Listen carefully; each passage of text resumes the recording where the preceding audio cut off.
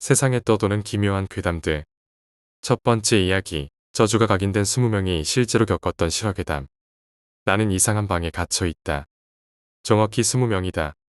아무런 색도 없는 흰색 밀실. 너무나 비좁다. 20명이 모두 엎드릴 수도 앉을 수도 없는 곳이다. 20명 모두가 흰색 옷을 걸치고 있었다. 서로 몸을 붙이고 빈틈없이 서 있는데 몸을 뒤척일 수도 없을 정도로 좁은 공간이다. 이상하다. 20명 모두가 스스로에 대해 아무것도 모른다. 그냥 존재하는 것이다. 덧없이, 이유 없이, 자신에 관한 아무런 생각 없이 그냥 그렇게 존재한다. 누군가 우리 20명을 만들어내고 그냥 밀어넣었다. 심지어 우리는 우리가 갇힌 이유도 모른다. 단정 지어본다면 우리가 여기 갇힌 이유 자체도 그냥인 것이다. 의문도 반발도 없다. 우리는 그냥 이 밀실 안에 있을 뿐이다. 과거에 대해 아무것도 기억나지 않는 건 나만이 아닌 것 같다. 그냥 눈을 떠보니 이곳이었다. 옆 사람에게 말을 걸어보니 그 또한 아무것도 모른다고 전해왔다. 전혀 아무것도. 그러니까 거듭 말하지만 우리 20명은 아무것도 기억나지 않고 아무것도 알지 못한 채로 그냥 밀폐된 공간 속에 갇힌 것이다. 너무 오래 서 있어서 지치지만 앉을 공간도 없다. 그런데 그때였다. 거대한 무언가가 우리 중 하나를 잡아갔다. 아무 구멍이나 입구도 없다고 생각했던 이 방의 천장이 불쑥 열리더니 이내 방이 뒤집힌다. 천장이 열린 곳으로 한 명이 떨어졌다. 저항할 수 없다. 언제 또 문이 열리고 누군가 잡혀갈지 알 수 없다. 다행히 나는 문과 가장 거리가 먼 곳에 있다. 두렵다. 수없이 잡혀가는 이들, 자비는 없다. 첫 번째가 희생된 뒤 얼마 되지 않아 다시 문이 열린다. 그 전까지 아무런 일도 없었는데 갑작스레 이런 일이 벌어지다니 이해할 수 없다. 이제 우리는 6명이다. 20명이었던 우리는 이제 넉넉한 공간 속에 있게 되었다. 그래도 편안하지 않다. 편안할 수 없다. 그래, 내 차례다. 나 하나만이 남았다. 다시 방이 뒤집어진다. 구석에 비스듬히 자리 잡고 앉아있는 나는 입구로 쉽게 떨어지지 않는다. 방이 한 차례 요란하게 흔들린다. 나는 그래도 떨어지지 않는다. 더욱더 모서리를 꽉 붙잡는다. 방이 부서져 나간다. 문이 있던 곳이 허무하게 뜯겨 나갔다. 어둡다. 검은색의 무언가가 나를 잡아 끌어낸다. 앞서 19명이 겪었던 것을 이내 나도 겪는다. 그들 중 아무도 돌아오지 않았다. 내게로 다가오는 내 목골의 무언가를 나는 보았다. 그리고 그것이 내게 뜨거운, 아주 뜨거운 무언가를 선사하고 멀어지는 것을 보았다. 불이다. 발끝에 불이 붙었다. 끔찍하다. 몸이 타들어간다. 발끝부터 서서히 나를 태운다. 뼈 한 조각, 살점 하나조차 남기지 않고 증오스러울 정도로 느리게 나를 사라지게 만들고 있다. 나를 뗄감 삼아 웅장하지만 초라한 불길을 본다. 피부가 쭈그러들고 이내 다 타들어간 부분은 재가 되어 바닥으로 서서히 떨어진다. 발바닥, 종아리, 허벅지 이내 허리까지 타들어가는 동안 내 의식은 멀쩡하다. 나는 생각한다. 이 저주스러운 고통을 선사한 이들에게 똑같이 되돌려 주겠노라고.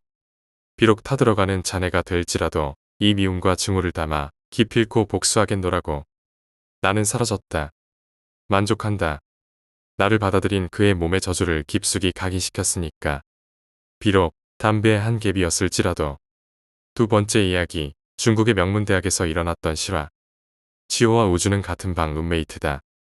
지호와 우주는 각자 열심히 공부해서 좋은 학교에 의대로 입학하였고 각자의 학교 학부에서 좋은 성적으로 소위 전국 3위 안에 드는 학교의 의대 석사생으로 입학하게 되었다.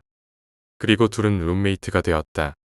성적은 지호와 우주 모두 좋고 우수한 인재였으나 둘 중에서도 지호가 우주보다 성적이 약간 더 좋았다.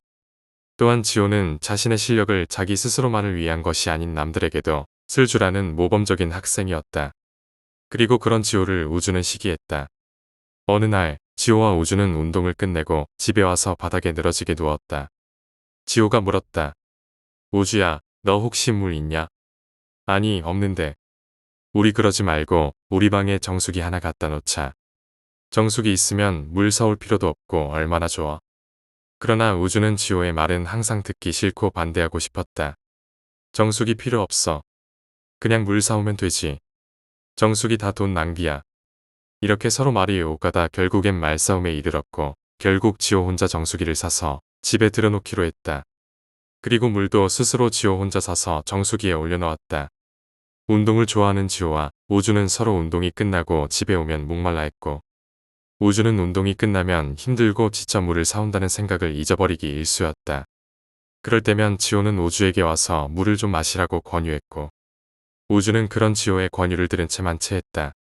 학과에서도 항상 우주는 지호의 상대가 되지 못했다. 쾌활하고 잘 어울리는 성격인 지호에 비해 우주는 스스로의 세계에 갇혀 헤어나오지 못했고, 학과 친구들과의 관계도 평탄치 못했기 때문이었다. 이런 우주는 자기와는 다른 지호를 보며 위화감을 느꼈다. 어느 날 오후, 지호와 우주는 해부 실험 및 화학약품 실험을 마치고 방으로 돌아왔다. 이 수업은 위험한 약품들을 다뤄야 하는 실험인 만큼 스트레스도 많았다. 둘은 방으로 오자마자 뻗었다. 지호는 눈을 떴다. 늦은 밤이었다. 주위를 보니 우주가 책상에 앉아 공부를 하고 있었다. 공부하냐? 그러나 아무런 대답이 없었다. 싱거운 놈이라고 지호는 혼잣말하며 다음 날의 과제를 준비했다. 그리고 아침이 되었다. 지호는 평소처럼 간단한 아침을 먹고 세면을 하고 모닝물 한 잔을 마시며 학교로 향했다. 아침 수업은 지호에게 참 쉬운 것이었다. 이번 과목은 진짜 A다. 이번 학기 끝나고 시골에 무료 의료봉사 가야지라고 갖가지 생각을 하다가 갑자기 위산이 역류하는 느낌이 들었다. 그리고 잠시 뒤 바닥에 속 안의 모든 것을 깨어냈다. 깨어도 속이 풀리지 않았고 결국 지호는 그대로 쓰러졌다. 주위 사람들의 목소리가 희미하게 들렸지만 대답할 힘조차 없었다. 그리고 그것이 지호의 마지막 모습이었다. 경찰이 출동했고 교실은 아수라장이 되었다. 경찰은 지호의 주위 사람들을 조사했고 결국에는 범인을 잡아냈다. 범인은 우주. 살해 방법은 정수기에 있는 물에 독극물을 집어넣어 살해. 살해 이유는 나보다 뛰어나서. 세 번째 이야기. 케이블 방송에서 보면 무속인이나 도사님의 엑소시즘 사례가 나온다. 모르는 사람들이 보면 그냥 짜고 치는 고스톱 정도로 생각하는 분들이 있을 것이다.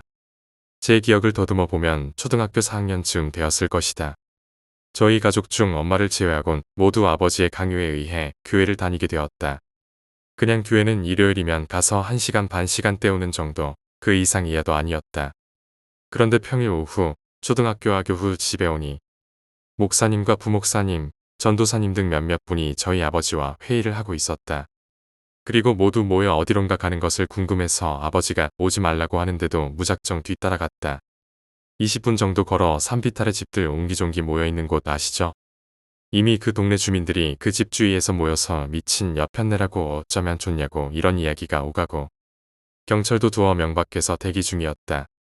목사님이 자기 신도라고 들어가는데 뒤에서 경찰 아저씨가 조심하라고 칼 들고 있다고 말해주었다.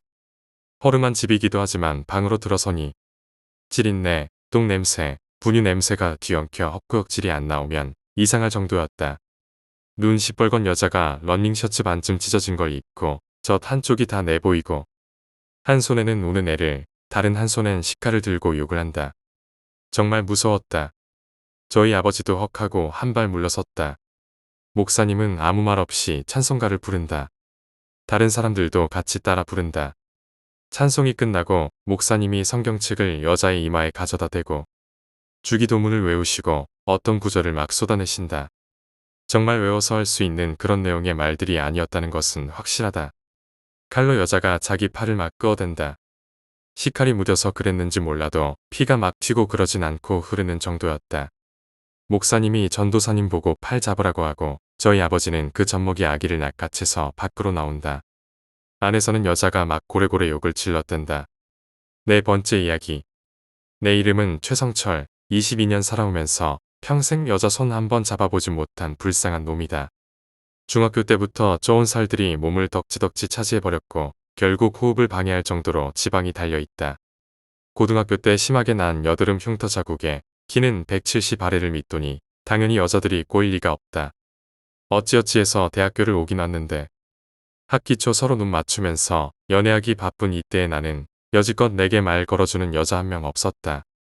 내게는 매일 집안에 틀어박혀서 홀로 자위에 빠지는 시간만이 유일한 유희였다. 성철아 너도 와서 같이 놀자. 대학교 MT에서 마저 나는 소외된 존재다. 그나마 같은 고등학교를 나온 민수가 나를 불러주지만 위선일 뿐이다. 저 역겨운 자식, 저 잘생긴 자식이 나를 이해한다는 듯 구는 것이 더 가증스럽다. 순식간에 여자들 사이에 소리 없는 불쾌한 눈짓이 번졌다. 내가 대꾸하지 않자 민수는 머쓱하게 다시 고개를 돌린다. 선배, 성철이 오빤 부르지 마요. 오면 땀 냄새 난단 말이에요. 모여서 게임을 하는 사람 모두가 웃음을 터뜨린다. 넌 선배한테 그렇게 말하는 게 어딨어? 누군가 대꾸한다. 뭐 어때서, 지가 자초한 일인걸. 자기가 좋아서 저렇게 사는 거 아냐? 걷잡을 수 없이 사리가 치밀어 오른다. 모조리 죽여버리고 싶다. 무거운 몸을 일으켜 힘겹게 밖으로 걸어나간다. 적어도 저 안에 있는 년들의 수다를 들을 필요가 없어졌으니 밖으로 나오자 한결 나은 기분이 든다. 눈을 감고 상상을 한다. 과도 하나를 집어들고 여관 안으로 들어가서 모두를 찢어 죽이는 짜릿하고 기분 좋은 생각을 한다. 항상 위선적인 모습으로 가장한 민수 녀석의 얼굴 가죽을 도려내는 거야. 생각 한번 살벌이하는 놈이구만. 깜짝이야 흠칫 놀라 뒤를 돌아보니 한 평범한 노인이 보였다. 무슨 말씀이세요? 내가 대꾸하자 노인이 갑자기 퉁명스레 대답했다. 내 놈 말이다. 내 놈 생각하는 꼬라지를 보아하니 고든 놈은 못 되는구나. 어디서 나타난 건지 노인은 머리가 돈 것 같았다. 나는 내가 방금 떠올린 생각 때문에 조금 묘한 기분으로 노인을 빤히 들여다보면서 대답할 말을 찾았다. 도에는 관심 없다고 해야 하나. 사람 봐가면서 돌팔이 취급해. 난 그런 머저리가 아니다. 이 노인이 불현듯 내 생각을 꿰뚫어 본다는 느낌이 들자 나는 자연스럽게 경계를 취하게 되었다. 당신 누구야? 누군데 여기 와서 헛소리 짓거리는 거야? 미친 거 아냐? 천지에서 음행합일에 이치를 누리지 못하는 자가 적진 않으나 내 꼴은 정력이 없는 놈보다 더 못나면 못났지 잘난 것이 없지 않느냐. 노인의 말투에 담긴 것은 명백한 조롱기였다. 순간 울컥 치밀어 오르는 기분에 나는 소리쳤다. 이 미친 영감탱이가 어디서 잡소리를 짓걸려대는 거야. 흥분한 나머지 퉁퉁한 목살이 부르르 떨린다. 전신에서 땀이 비오듯 나기 시작했다. 썩어 문드러질 놈, 내 알아서 쓰던 말던 맘대로 해. 노인은 뭔가를 내게 던졌고 운동신경이라고는 찾아볼 수 없는 나는 잡지 못하고 그대로 얼굴에 맞고 말았다. 씩씩거리면서 난 고개를 들어 앞을 보았다. 어디에도 없었다. 귀신마냥 그 늙은 노인은 사라져버린 것이다. 순간 두려움이 엄습했다. 그자가 무엇이든 간에 사람은 아니었던 것이다. 나는 홀린 것 마냥 노인이 내게 던진 물건을 집어들었다. 바카스만한 흰 병 안에 투명한 액이 담겨 있었다. 병 밖에는 흰색으로 어설프게 써붙인 설명서가 있었다. 의인화. 우습게도 나는 병을 버리지 못하고 주머니에 넣었다. 그냥 버리기에는 노인과의 만남이 너무 꺼림칙했기 때문이었다. 집에는 아무도 없다. 홀로 자취방을 얻어 생활하기 때문이다. 그런 고루 방과 후 내게는 이 시간이 빌라 사람들이 모두 출근하고 아무도 없는 바로 이 시간이 가장 행복한 시간이다. 컴퓨터 스피커에서 여자의 신음소리가 계속해서 흘러나온다. 볼륨을 최고로 틀어놓고 미리 다운로드 받아놓은 영상을 보며 난 손을 마구 흔들었다. 비만인 몸의 살들이 출렁거리며 요동치고 온몸에 땀이 축축히 밴다. 잠시 뒤 절정이 지나가고 난 침대 위에 축 늘어졌다. 항상 그렇다. 한 차례의 자위가 끝난 뒤에는 끝없는 자기 혐오가 이어진다. 땀에 젖은 채로 숨을 가쁘게 몰아쉬는 내가 한없이 역겹다. 다른 자식들은 여자친구와 모텔을 갔다는 둥, 키스를 했다는 둥 서로 떠벌리듯 자랑하는데 난 이 조그만 골방에 틀어박혀 스스로 위안을 삼고 있는 것이 구토가 나올 것 같다. 침대 위에서 뒹굴다 보면 가끔 주머니에 무언가 들어있는 옷가지 위에 누울 때가 있다. 민기적 바지 주머니에서 그것을 꺼내보니 낯익을 글자가 보인다. 의인화. 새삼 내가 이걸 왜 가져왔는가 어이가 없었다. 코웃음 한번 치고 집어들고는 쓰레기통으로 향하는데 쓰레기통 아래 커다란 바퀴벌레 한 마리가 보였다. 깜짝이야. 엄마가 약을 안 뿌리셨나? 기웃기웃 거리면서 바퀴약을 찾자니 귀찮다는 생각이 왈칵 든다. 저 커다란 놈을 밟아 죽이기도 끔찍해서 고민하는데 손에 들고 있는 약병이 문득 눈에 띄었다. 뚜껑을 열고 가만히 내려다보니 물과 전혀 다를 것이 없어 보인다. 냄새를 맡아보아도 별 특이한 냄새가 나지 않는다.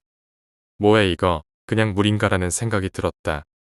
그 사이 동안에도 커다란 바퀴는 도망갈 생각도 않고 가만히 있었다. 발을 굴려보아도 움직이지 않자 이내 이것이라도 뿌려서 도망가게 해야겠다는 생각이 들어 병 속에 액을 조금 뿌렸다. 순간이었다. 갑자기 이상한 빛과 함께 앞에는 여자가 앉아 있었다. 몸에는 실오라기 하나 걸치지 않았다. 처녀의 가슴과 그것이 바로 드러나 보이자 한 차례의 사정이 끝나 축 늘어진 성철의 성기가 다시금 불끈 서올랐다. 새카만 흑발과 커다란 눈을 올려 성철을 가만히 바라보고 있었다. 엄청난 미녀였다. 약간 거뭇한 피부가 더욱 그녀를 섹시하게 보이게 했다. 귀걸이도 목걸이도 반지도 장신구 하나 없이 그냥 전라의 몸으로 성철 앞에 앉아 있었다. 누구세요? 그녀는 대꾸하지 않고 성철을 빤히 보았다. 저 어떻게? 여기에. 더듬거리며 말을 하지 못하던 성철의 눈에 흰병에 쓰인 글자가 눈에 띄었다. 그랬다. 그녀는 바퀴벌레였던 것이다. 성철은 그녀를 끌고 침실로 갔다. 그녀는 일어설 줄도 몰랐다. 성철이 허리를 잡자 다급하게 기어서 도망가려 했다. 손가락과 발이 기괴한 각도로 마구 움직였다. 몸은 그렇게 도망가려 하는데도 비명소리 하나 나오지 않았다. 본래 목으로 발성하는 법을 모르기 때문에 그는 그녀와 정사를 나누었다. 여자의 신음은 없었다. 그저 헐떡거리는 남자의 숨가쁨은 끊이지 않았지만 한때 바퀴벌레였던 그녀는 어느 인간 여자보다도 아름다웠다. 반항하던 몸짓도 인간이 가지던 생식 본능보다 왕성한 종족 본연의 것으로 돌아가 어느덧 그녀가 더 성철의 몸짓을 받아들이며 원하기 시작했다. 몇 번이고 그는 사정하며 상대가 인간이 아니었다는 사실을 잊었다. 성철의 몸은 땀으로 흥건히 젖었다. 서서히 가라앉아 오는 호흡을 추스르며 그는 옆자리에 누운 여자를 바라보았다. 그보다 키가 더 컸다. 170 정도 되어 보이는 모델급 신장을 가진 여자였다. 육감적인 몸매, 커피색 피부가 은은하게 보였다. 그녀의 호흡에 맞춰 큰 가슴이 가볍게 올라갔다 내려갔다를 반복하고 있다. 가는 허리에 가볍게 땀이 배어 있고 감각적으로 늘씬한 다리는 아름다운 외모와 걸맞지 않게 양쪽으로 추하게 벌어져 있고 자극적인 냄새가 풍겼다. 크고 검은 눈과 오뚝한 코 숨을 몰아쉬느라 가볍게 벌어진 얇은 입술. 냉혹하게 말하면 도저히 성철 같은 남자와 잠자리를 같이 할 여자가 아닌 것이다. 연예인도 부럽지 않을 정도의 현대미를 갖춘 미녀가 덕지덕지 살찐 비만인 몸에 얼굴은 여드름 투성이인 그와 키 167cm를 가진 흔히 호빗 쪽으로 불리는 성철과 정사를 나누었다. 그녀는 인간이 아니니까 그녀는 벌레다. 그녀는 바퀴벌레이기 때문에 인간의 자아와 생각이 없다. 매력도 모르는 것이다. 그저 생식 본능에 의해 성철에게 몸을 허락했다. 성철은 충혈된 눈으로 그녀를 훑어보다가 뒤뚱뒤뚱 주방으로 달려가 무언가를 주워들었다. 아까 바퀴벌레에게 뿌렸던 그 약병이었다. 웬 노망난 늙은이가 그에게 주고 간 물건은 엄청난 것이었다.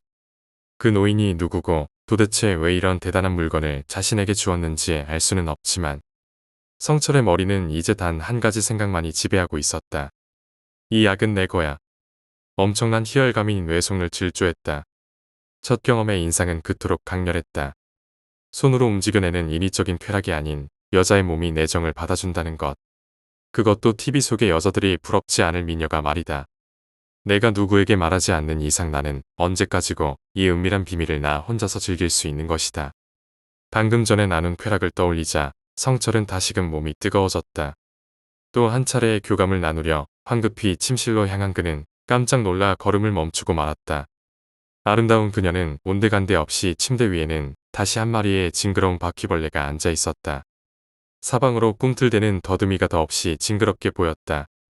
그는 무거운 전공책을 침대 위에 떨어뜨리는 것으로 상황을 마무리했다. 그렇게 그와 몸을 섞었던 그 여자, 아니 그 바퀴벌레는 죽었다. 묘한 느낌이 들었다. 분명 방금까지 열렬하게 원하던 여자가 사라지고 바퀴벌레만 남았다. 둘은 같은 것인가? 같다고 하더라도 지금은 그저 바퀴 한 마리를 잡아 죽인 것 밖에는 실감이 나지 않는다. 그는 얼마든지 그만의 암컷을 만들 수 있었기 때문이다. 성철은 학교에서도 자신감이 생겼다. 그를 비웃던 수많은 여자들을 데려 그가 무시하기 시작했다. 그 결과는 더욱더 암담해진 인간관계였지만 성철은 상관하지 않았다. 그는 야릇한 웃음을 머금고 여자들을 바라보았다. 마치 너희들의 비밀을 알고 있다는 것 마냥. 사타구니에서 나는 암컷들의 비릿한 냄새를 마치 나도 맡아보았다는 듯이 위아래로 음흉하게 훑어보았다. 그 시선의 불안감과 뜻 모를 공포를 느낀 여자들은 더욱 그를 멀리했고 그는 정말 대학 내에서 말 한마디 걸어주는 사람 없는 것 또는 인간이 되었다. 그는 개의치 않았다. 내게는 미녀가 많으니까. 성철아 뭐해? 고등학교 동창인 민수가 그를 불렀다. 짜증과 귀찮음이 불쑥 뇌리에 솟아올랐다. 대답을 하지 않으면 가지 않을 기세기에 그는 한마디 했다. 곤충 채집. 그러면서 그는 빤히 성철의 채집통을 바라보았다. 채집통에서는 아까 잡힌 메뚜기와 여치, 그리고 풍뎅이가 들어있었다. 곤충 채집이 취미였냐? 고등학교 때는 집 밖에서 나오질 않더니. 그는 흥미로운 듯 채집통을 자세히 살피면서 물었다. 언제부터 잡기 시작한 거야? 성철은 더 이상 대답하지 않고 걸음을 재촉했다. 민수는 머쓱하게 멈춰서 뒷모습을 쳐다보았다. 민수야 뭐해? 미팅 늦겠다. 이내 그 목소리가 다시 말했다. 너 또 저 페인한테 말 걸어주고 있었냐? 그렇게 말하지 마. 그냥 부침성이 없는 것뿐이야. 나는 너희들보다 우월하니까라는 생각으로 가득 차 있었기 때문에. 이젠 민수 자식의 가시거린 동정도 그의 속을 긁지 못한다. 성철은 소중한 것을 다루는 듯 채집통을 소중히 껴안고는 서둘러 걷기 시작했다. 그가 약병의 비밀을 깨닫게 된 지 대략 10일가량이 지났다. 첫 정사가 있은 뒤에 그는 약병을 자세히 살피었고 이상한 글을 발견할 수 있었다. 삐뚤빼뚤한 것이 읽기 힘들 정도의 악필이었다. 우습게도 글을 해석하는 데만 꼬박 3시간이 걸렸다. 이 약을 뿌리면 사람이 된다. 곤충, 동물 등에 살아있는 것에 한정된다. 약에 노출되고 일정 시간이 흐르면 원래대로 돌아가는데 의인화 시간은 노출된 약의 양에 따라 정해진다.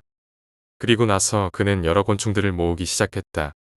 일상에서 접하기 힘든 동물들은 무리였기에 쉽게 볼 수 있는 곤충들을 채집하기 시작한 것이다. 바퀴벌레의 경우보다 힘든 때도 많았다. 모기를 의인화시켰는데 남성으로 변하자 그는 성별을 체크하는 법을 익혀야겠다고 생각했다. 물론 다시 모기로 돌아오자 성철은 분풀이라도 하듯 모기약을 뿌려 그 모기를 죽였다. 매미를 의인화시켰을 땐 그도 당황했다. 연갈색 머리에 큰 다망색 눈망울을 지닌 귀여운 소녀였는데 흰 피부에다 전체적으로 빈약하고 조그만 체구를 지닌 것이 인간 여성의 몸이었다. 물론 정사할 때에 있어서 죄책감 따윈 없었다. 이미 퇴폐적인 일본 성문화에 빠질 대로 빠진 그는 동영상과 미연시물에 나오는 성체위를 거리낌 없이 행할 정도의 폐인이었으니까. 다만 의인화되자마자 목청이 터질 정도의 괴음을 질러대는 매미 소녀의 반응에 깜짝 놀라고 난 뒤에 결국에는 테이프로 입을 막고 정사를 나누었다. 메뚜기나 여치도 처음은 아니었다. 이 두 종류의 의인화로 성철은 의인화된 사람이 곤충에게 영향을 받는다는 사실을 깨달았다.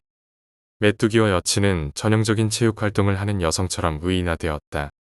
긴 생머리에 보기 좋은 근육과 운동으로밖에 만들어질 수 없는 탄력 있는 몸매를 가진 두 여성은 둘이 함께 성철에게 몸을 허락했다. 비 오는 날 잡아온 달팽이의 경우에서도 의인화는 본래에게 영향을 받는다는 사실을 실감했다. 달팽이에게 한두 방울을 떨어뜨리자 성철은 겁이 많아 보이는 커다란 눈을 깜박대는 가녀린 여자를 볼 수 있었다. 느릿느릿 움직이는 그녀는 성철과 몸을 섞을 때에도 큰 미동 없이 몸을 가만히 있었다. 그는 행복하다고 생각했다. 하루에도 수십 번씩 인간 아닌 인간들에게 사정을 하면서 외롭지 않다고 느꼈다. 과거의 혐오스럽던 자신이 모두 사라진 것 같았기 때문이다. 그러던 그의 행복함은 너무나 갑작스럽게 끝났다. 여느 날과 다를 것 없던 날이었다. 성철은 곤충 채집을 위해 마을 뒷산에 있는 들판으로 올라갔다. 여지껏 수많은 곤충들을 잡아왔던 곳이었다. 그때 성철의 눈에 노란 날개를 지닌 나비가 보였다.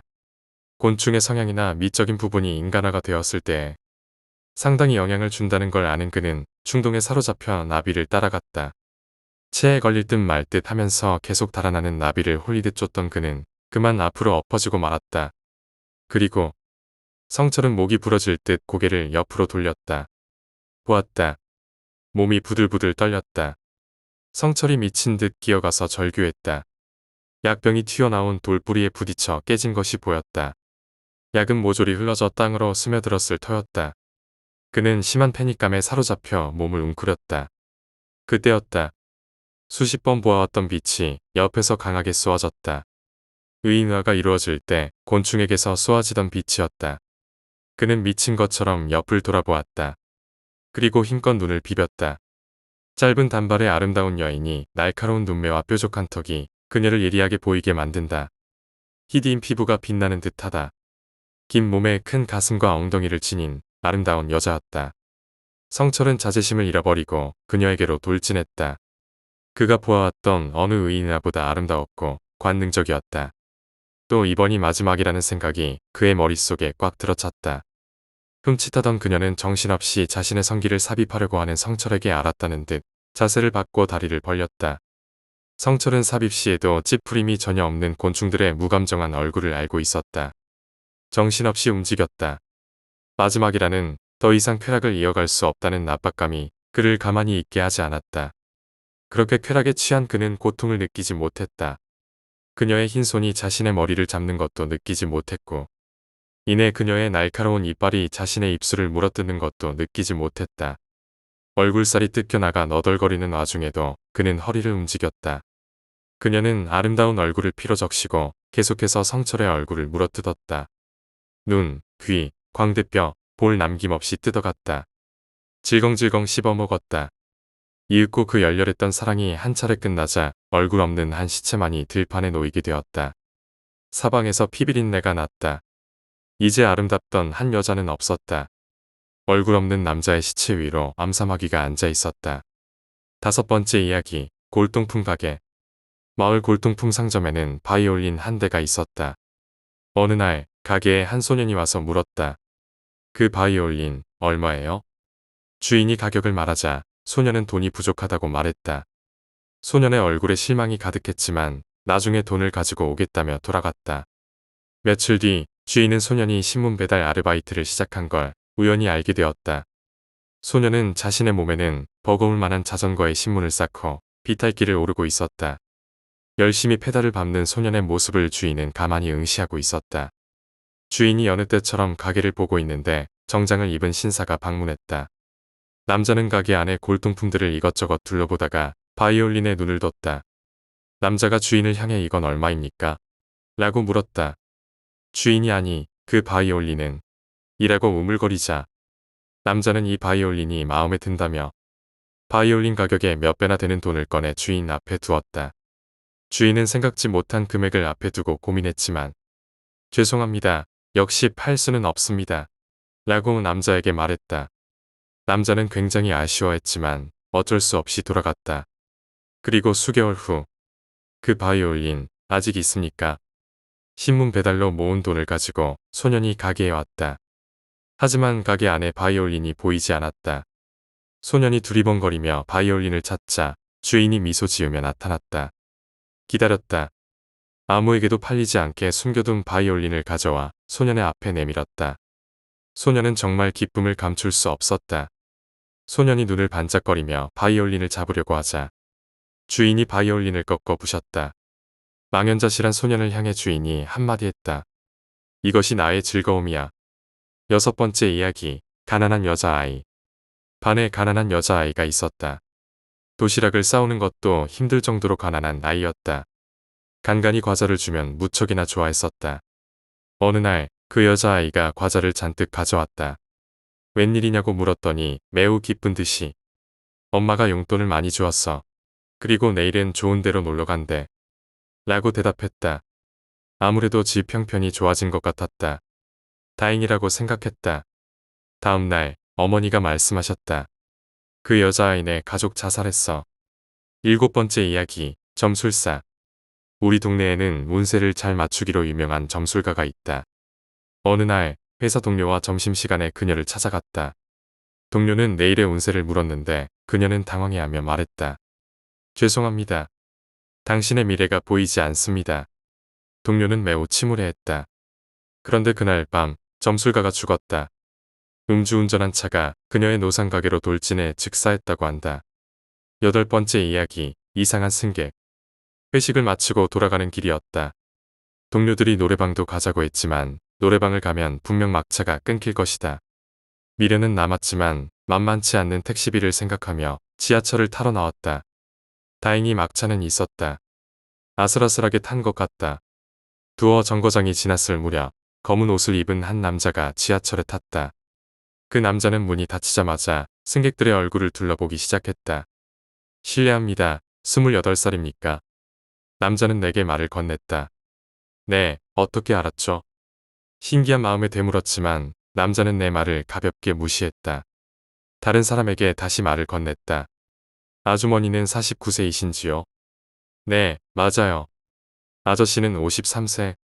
어라, 그걸 어떻게? 아무래도 남자는 얼굴을 보면 나이를 맞히는 능력이 있는 것 같았다. 나를 포함한 승객들은 모두 남자에게 주목하기 시작했다. 잠시 후 지하철에 사고가 나서 승객 전원이 사망하였다. 9번째 이야기, 살인자의 후손. 한 아이가 살았다. 아이의 어머니는 독실한 기독교 신자였다. 모태신앙에서부터 시작하여 아이를 키웠고 너무도 우러나는 신에 대한 염원에 입각하여 아이의 이름을 아담이라 지었다. 아담의 아버지는 술주정뱅이였다. 아내가 교회에 나가는 것을 끔찍이 싫어하던 그는 매주 휴일 몰래 교회에 다녀오는 아내를 폭행했다. 성경책을 찢어버리곤 화덕에 넣었다. 아내는 다만 눈물만을 흘렸다. 그러나 항상 다음 주 교회 예배에 빠지지 않았고 이런 폭력은 무의미하게 되풀이되었다. 아담이 18살 나던 해 술에 심하게 취한 채 집에서 부직갱이를 들고 있던 아버지에게 어머니는 머리를 맞아 죽고 말았다. 아담은 그걸 보았다. 아버지에게 맞은 부분이 흉하게 패어 들어간 채 눈, 코, 귀에서 피를 흘리고 쓰러져 있는 어머니를 보았다. 그날 밤 아담은 장작을 패는 도끼로 술에 골아떨어져 자고 있는 아버지의 머리를 찍었다. 그래서 그는 훌륭한 아들이 되었다고 생각했다. 18살 나이에 그는 마약을 팔기 시작했다. 어린 소년이 거리에서 살아남을 수 있는 법은 그리 많지 않았다. 그러자 그한테 패거리가 생기기 시작했다. 그들과 함께 있으면 무엇도 두렵지 않았다. 20살, 아담은 두 번째 살인을 했다. 이미 아버지의 살인 용의자로 지목받고 경찰의 추적을 받고 있던 그는 아무 거리낌이 없었다. 그가 속한 집단에서 다른 갱의 조직원을 죽이라는 명령을 받았고 그는 그대로 했다. 차가운 권총을 그의 머리에 가져다 댔다.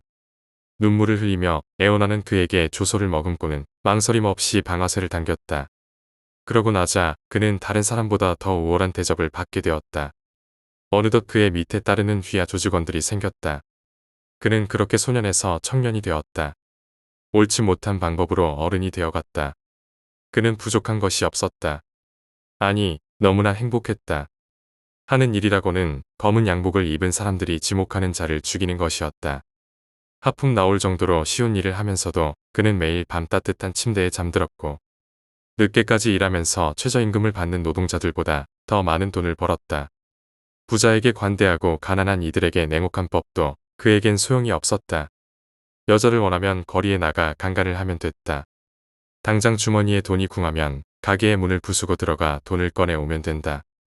마음에 들지 않는 자는 초면이라도 당장 총을 쏴서 죽여버리면 되는 것이다. 걱정할 것은 없다. 시체를 치워줄 부하들이 그에겐 많이 있었다. 아담이 더 이상 자신이 죽인 사람들의 숫자를 기억하지 못할 즈음에 그는 경찰에 잡혔다. 붉은 십자가 아담 그에게 붙은 별명이었다. 결국 그는 37명의 사람을 죽인 죄로 법정에 섰다. 아담은 오만하게 판사를 쏘아보았다. 사형. 의사봉이 3번 내려쳐졌다. 두 단어를 듣는 동안에도 마음의 동요가 일어나지 않았다. 수많은 사람을 죽여오면서 약자는 강자에게 죽는 것이 당연하다고 생각했다. 그저 자신의 차례가 온 것뿐이라고 여겼다. 그는 햇빛도 들어오지 않는 지하 감옥에 수감되었다. 그에게 주어진 형벌은 가혹한 것이었다. 감옥에서는 약간의 지하수만이 흘러들어왔다. 그곳에 말린 식량들을 일부 넣고 굶어 죽을 때까지 내버려 두라는 것. 어둠의 공포 속에서 천천히 굶어 죽어가며 참여하라는 혹독한 형이었다. 그리고 그는 그곳에 수감되었다. 그는 그곳에서 끈질기게 버텨다. 죽은 줄 알고 문을 열어보았다가 패인 꼴이 된 그가 살아있는 걸 보고 다시 문을 닫은 게 한두 번이 아니었다. 하루 3끼의 걸량말을 베어 먹으며 그래도 잊혀지지 않는 허기는 신락같이 흘러나오는 지하수에 의지하며 살고 있었다. 그러던 어느 날이었다. 밖에서 엄청난 소리가 들려왔다. 사람들의 다급한 비명과 무언가가 부서지는 소리, 그리고 자신이 수감되어 있는 감옥이 부서질 듯 요동쳤다. 엄청난 굉음과 고함 소리에 그는 본능적으로 공포를 느꼈다. 어둠 속에서 고통의 신음소리가 흘러나왔다. 그는 몸을 웅크리고 공포를 이기려 잠을 청했다. 누군가의 비명소리, 돌과 암석이 무너져 내리는 소리. 심지어 강하게 떨리는 지진에도 모른 척 잠을 청했다. 그리고 마침내 깨어났을 땐 구석 모퉁이가 박살나 희미하게 빛이 들어오는 자신의 감옥을 보았다. 벌떡 일어났다. 황급히 모퉁이로 다가가자 처참하게 부서진 수용소가 보였다. 날카로운 돌들의 모서리에 손바닥을 찍히며 위로 기어 올라왔을 때 그는 사람 한 명 없는 황량한 대지를 보았다. 주변에 있는 모든 건물들이 무너져 박살나 있었다. 드문드문 보이는 쓰러지지 않은 나무들, 버려진 자동차들, 무슨 천재지변이 닥쳤던 것을 짐작할 수 있었다. 그는 망연히 걸었다. 걷고 또 걸었다. 그러나 한없이 걸어도 보이는 것은 부서진 잔해들 뿐이었다. 사람들은 한 명도 보이지 않았다. 의아해하는 아담에게 조급한 마음이 떠올랐다. 적어도 무언가가 닥쳤기 때문에 이런 파괴를 불러왔다면 사람들의 시체 한 구라도 보여야 하는 것이 정상이었다. 심지어는 새 한 마리, 풀벌레 한 마리 눈에 띄지 않았다. 그럴 리 없을 텐데 하면서도 아담은 마치 살아남은 존재가 자신뿐인 것처럼 불안했다. 결국 하루를 꼬박 걸어 피곤한 그는 건물 파편 속에서 자리를 잡고 누웠다. 어두컴컴한 하늘에 별들만 가득 떠 있었다. 사방이 조용한 그때 갑자기 이상한 소음이 번졌다. 웅하고 묘하게 울리는 공명음이었다. 그 순간 찬란한 빛이 하늘에 보였다. 아담이 놀라 상체를 일으키자 부드럽게 회전하며 그의 앞으로 내려앉았다.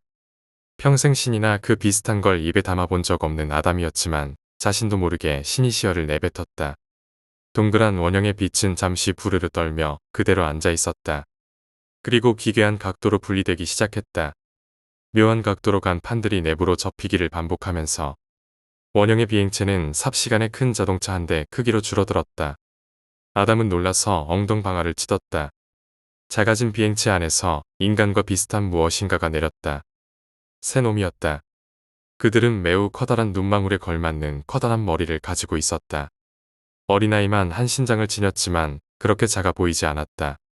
그들은 곧 아담의 귀에 거슬리는 묘한 공명음을 내기 시작했다. 이 인간 수컷이 최후의 인간인가? 아담은 눈을 크게 떴다. 도저히 이해할 수 없는 묘한 울림에 불과한 그 소리에 의미가 뇌리 속으로 저절로 떠오르는 것이었다. 이 수컷 한 마리뿐이다. 그들은 서로를 쳐다보며 그렇게 묘한 대화를 나누었다. 그러던 그들은 아담을 쳐다보며 그 이상한 말을 내뱉기 시작했다. 귀로 들려서 이해하는 것이 아닌 뇌리에 저절로 의미가 떠오르는 신비한 언어였다. 인간, 너희들 종족은 멸망했다. 시간이 없으니 간략히 알려주겠다. 아담은 눈을 크게 떴다. 너희들은 뭐지? 신, 창조자 등 많은 이름을 가지고 있다. 분명한 건 우리는 너희를 만들었고 그 괴생물체는 잠시 말을 멈추고는 이어 말했다. 또 파괴했다. 그 묘한 공명음에게 왠지 모를 죄책감 같은 감정을 전해 느낀 아담은 크게 놀랐다. 어째서? 인간은 타락했다. 너희는 창조 근본부터가 잘못되었어. 너희는 결코 우리처럼 될 수 없었다. 아담은 분노를 느끼지 못했다. 본래부터 세상을 사랑하던 사람이 아니기에 이번이 첫 번째는 아니다. 과거에 수없이 실패했고 이번에도 실패했을 따름이지. 그런 식이라면 창조를 하지 않았으면 되지 않나? 아담은 자신이 마지막 인간이라는 사실에 절망을 느끼며 항변했다. 애당초 너흰 실험체다. 너희가 창조해낸 사회구조나 폭력성, 과학 발전의 다른 방향성 같은 것은 우리에게 수많은 향상을 가져다 주었다. 하지만 끝내는 종족 전체의 탐욕과 이기심을 이기지 못하더군. 너희는 단점으로 인해 폭발적으로 발전함과 동시에 멸망을 자초한 것이다. 아담은 이제 완연히 그들을 노려보며 말했다. 그럼 이제 포기한 거야? 더 이상 인간은 없는 건가? 그는 몸을 일으켜 소리쳤다. 그럼 이따위 것을 왜 나에게 설명하고 있는 거지? 죄책감 때문인가? 그 창조자들은 커다란 눈으로 아담을 바라보며 전했다. 아니다. 다시 시도하기 위해 왔다. 그는 순간 멍해졌다. 또 다시 시도한다고. 본래 지구라는 것도 인간 양성을 위한 우리들의 작품이었다. 우리의 고향은 이곳에서도 물리적인 개념으로는 설명할 수 없는 곳에 있다. 시간과 공간의 괴리를 넘어 존재한다. 우리 별을 본따 지구를 만들었지만 안타깝게도 현재 17번째 인간 양성 계획이 실패하면서 지구는 거의 멸망 직전의 상태다. 따라서 우린 이번 18번째 계획을 마지막으로 실행한 뒤 지구를 파괴할 계획이다. 너무도 빨리 전해진 놀라운 소리였다.